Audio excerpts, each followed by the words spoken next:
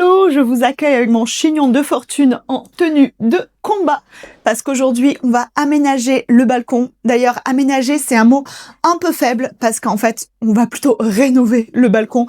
À savoir que la semaine dernière on a fait tomber toute la loggia avec mon père, c'était le week-end dernier et donc là on attendait notre week-end pour avoir la journée pour bosser dessus.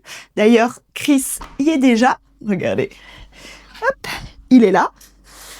Moi, j'arrive toujours un peu plus tard à cause des vidéos. Donc, on va tout repeindre. On va également faire un petit banc en dur. Enfin bref, je vous en dis pas plus. Vous allez voir au fur et à mesure. Mais ça va être canon. Bon, je vais peut-être un petit peu vous teaser. Je vous mets une inspi là. Ça va ressembler à quelque chose comme ça.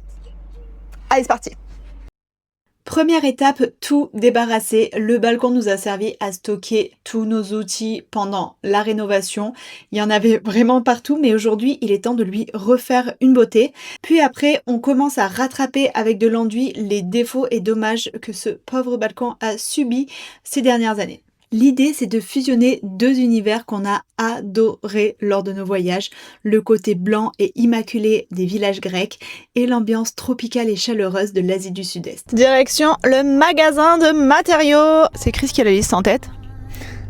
On a besoin de Syporex, d'une planche en bois pour faire le banc, puis normalement on est bien parce qu'on a déjà la peinture et l'enduit. Et voilà, du coup on y va dans la joie et la bonne humeur. On est dans les temps. On va voir. On devrait avoir ce soir un banc et une jardinière. Le Sypopo. Le Sypopo. On a acheté 7 plaques de Syporex de 50 x 62 qu'on va recouper pour faire un banc et une jardinière. L'idée c'est qu'à l'intérieur du banc on puisse avoir un rangement. Donc en dessus on mettra pas du Syporex mais une planche qui sera amovible. Ouais, c'est pas trop foncé. Bah, c'est un peu plus foncé, mais c'est pas grave. C'est pas joli. Pas joli. Prends ça. Et c'est parti, il faut tout monter du coup dans les étages, sachant qu'il n'y a pas d'ascenseur. Ça nous a rappelé les bons souvenirs des travaux où on montait tous les matériaux. C'est ultra physique. Maintenant, on est en plein soleil sur le balcon. Du coup, comme on est en train de cramer, on s'est installé un petit parasol qu'on a fixé tant bien que mal. Et on s'est mis en habit de combat d'été. Et aussi la crème solaire, très important, parce que je ne sais pas qui c'est qui a dit en avril ne pas se découvrir d'un fil, mais je peux vous assurer que cette personne n'a jamais habité en Provence. Ça, c'est sûr. Et c'est parti, on se lance, on trace sur chaque Syporex les endroits où on doit découper, on a bien pris les mesures, on a tout calculé sur un papier et on se lance sur la découpe. Là, le but c'est de vraiment découper chaque plaque et ensuite de les monter comme un puzzle pour avoir une idée avant de les fixer. Et comme d'habitude, quand on fait du bricolage, il manque toujours quelque chose. Donc là, Chris est allé vite fait au magasin, il en a pour une petite demi-heure. Moi, j'ai avancé sur quelques mesures, mais du coup, pause technique, et je vais me faire un petit matcha. Hihi.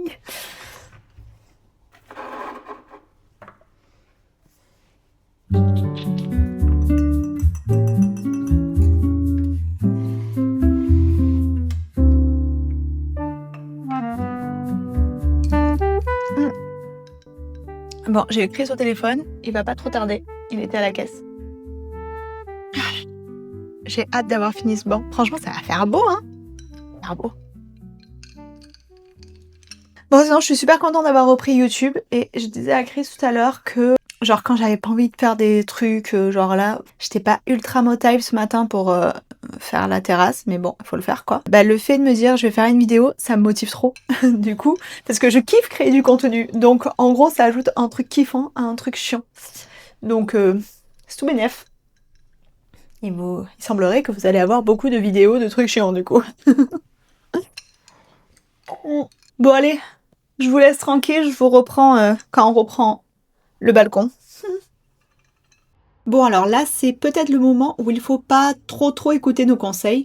On a collé le Syporex avec du PF3 mais en fait c'est pas vraiment fait pour l'extérieur. On avait acheté un ciment qui scelle pour l'extérieur, mais ça a été la cata, donc on a fait avec ce qu'on avait. Et du coup, ce qu'on va faire, c'est qu'on va tout recouvrir d'enduit extérieur pour protéger quand même le PF3.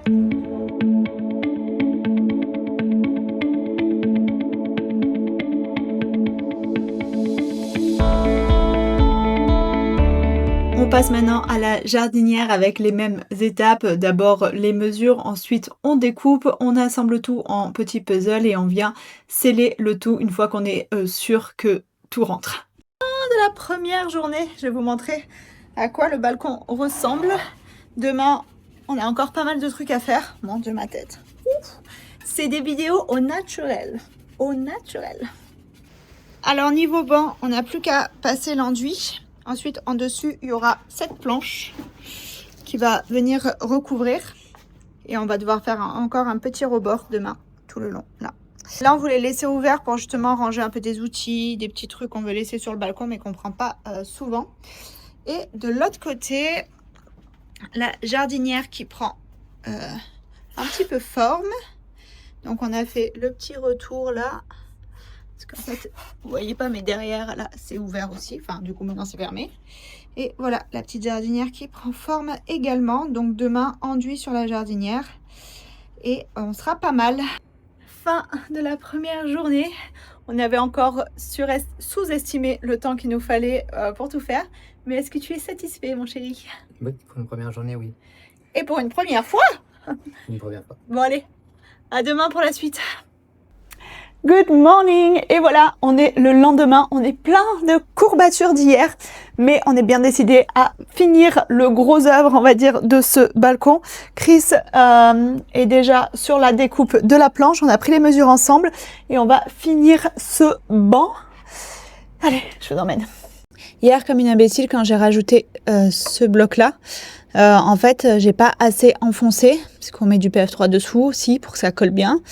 Et du coup, il y avait un petit écart. Lui était légèrement plus haut que lui. Et du coup, en mettant la planche, sans surprise, ça fait un petit tac, tac, tac, tac. Pas beaucoup, on pourrait mettre une petite cale ou quoi.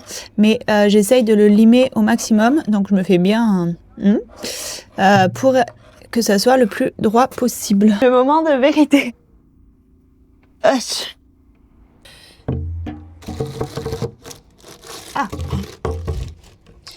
Ça rentre.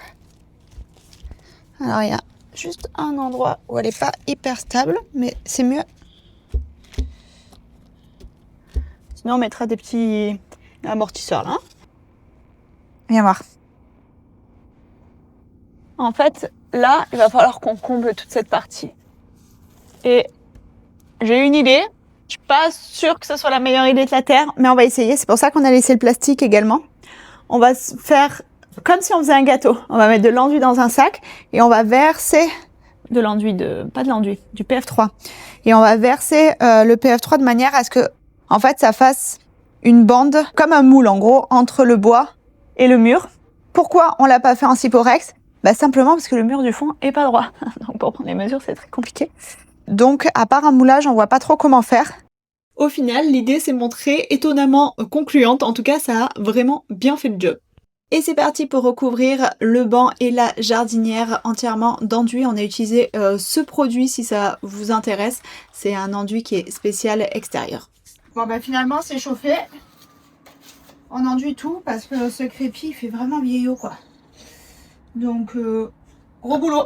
On était parti pour faire que le banc et la jardinière en enduit, mais comme finalement on a tout recouvert pour tout uniformiser, ça nous a pris beaucoup plus de temps que prévu. J'en ai absolument partout, mais ça y est, l'enduit est terminé. Plus qu'à laisser sécher, poncer un peu et ensuite peindre. Très honnêtement, je pensais que ça allait couvrir un peu plus et que ça ferait un effet un peu plus lisse. Mais il faudrait que je fasse une deuxième passe d'enduit. Et ça, clairement, j'ai pas du tout la foi. Donc ça restera un petit peu effet crépi et pas aussi lisse que ce que j'aurais aimé. Mais c'est pas grave. Retour sur le balcon. Ça y est, l'enduit a bien séché. Donc maintenant, on va tout poncer. Et ça sera bon pour aujourd'hui. Demain, on attaquera la peinture. Et voilà le résultat de ces 2 premiers jours. Là, ça commence vraiment à prendre forme. Je suis trop contente.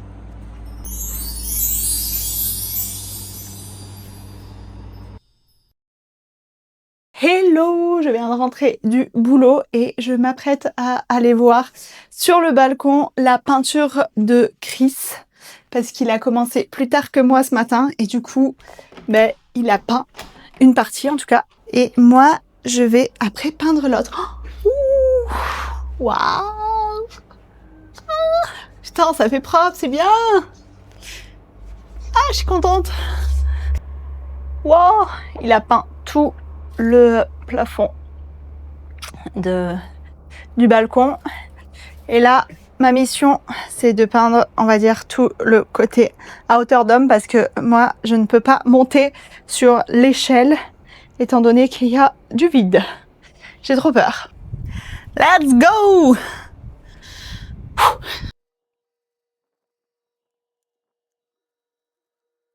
Franchement, là, je suis un petit peu dans le mal. Il fait super chaud. Mais je voulais vous montrer un petit peu cette partie-là de la vidéo aussi parce que vous savez, quand on regarde des vidéos de réno, de déco, de machin, on a l'impression que tout se fait en 2 claquements de doigts, que les gens ils galèrent pas et tout. Et en vrai, franchement, faire des trucs soi-même en termes de réno, de peinture, de machin, c'est dur, hein. Là, plein cagnard. Bon, ça va payer.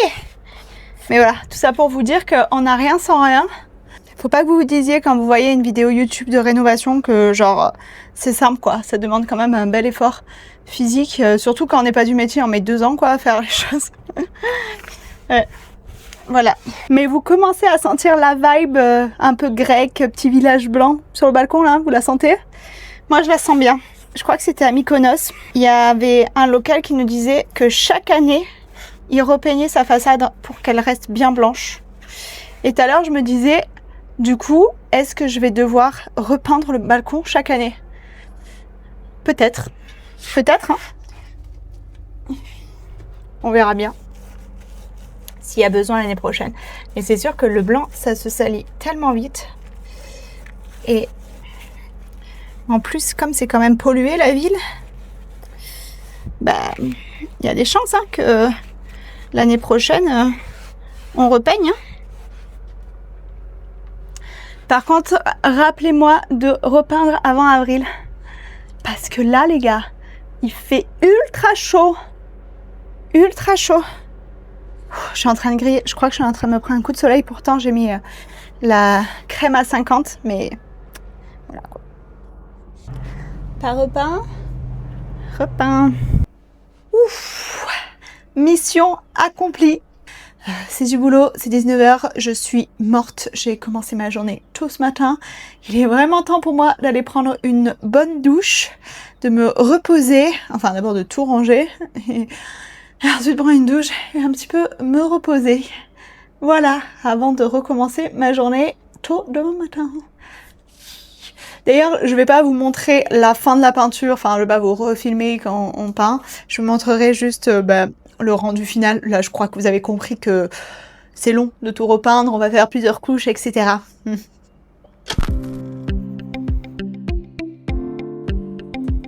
Ça y est, le gros œuvre du balcon est terminé. On est super content du résultat. Bon, il reste le sol à faire. On pensait pas le refaire à la base, on pensait vraiment bien le nettoyer, mais on trouve que le contraste est un peu trop gros entre le mur bien blanc et le sol qui fait un peu vieillot. Donc on va réfléchir à quel revêtement lui mettre. D'ailleurs, si vous avez des idées et des conseils, je vous laisse les mettre en commentaire. Par contre, ne me mettez pas de fausse pelouse. La fausse pelouse sur le balcon, je n'en veux plus. Je trouve que ça fait pas naturel une fausse pelouse sur le balcon, c'est pas logique quoi. En tout cas, je vous mets un petit avant-après pour que vous vous souveniez de où on est parti. Ça, c'était le balcon quand on l'a acheté. Donc il y avait une loggia et tout, elle était dégueulasse cette loggia. Et là, c'est maintenant tout beau, tout peint. Franchement, on est super fiers de nous et on peut passer à l'étape la plus intéressante, l'aménagement. Ma partie préférée, j'ai d'ailleurs commencé quelques recherches. Donc le balcon est tout en longueur. Le but c'est de faire un côté avec un coin repas où on peut manger jusqu'à 3 personnes tranquillement, 4 en se serrant. Et un autre côté, un coin où on peut se détendre, lire un bouquin, etc. Donc le balcon n'est pas si grand et tout le challenge est justement de trouver le bon équilibre entre tous les éléments sans que ça vienne trop encombrer le balcon et que ça soit pas agréable. Donc j'ai déjà pas mal d'idées et je vous réserve ça pour une deuxième partie. D'ailleurs, si vous voulez la voir, je vous mets la vidéo juste ici et si vous ne la voyez pas encore, c'est qu'elle n'est pas sortie. Alors surtout abonnez-vous pour pas louper la deuxième partie. Et moi je vous dis à très bientôt. Ciao ciao.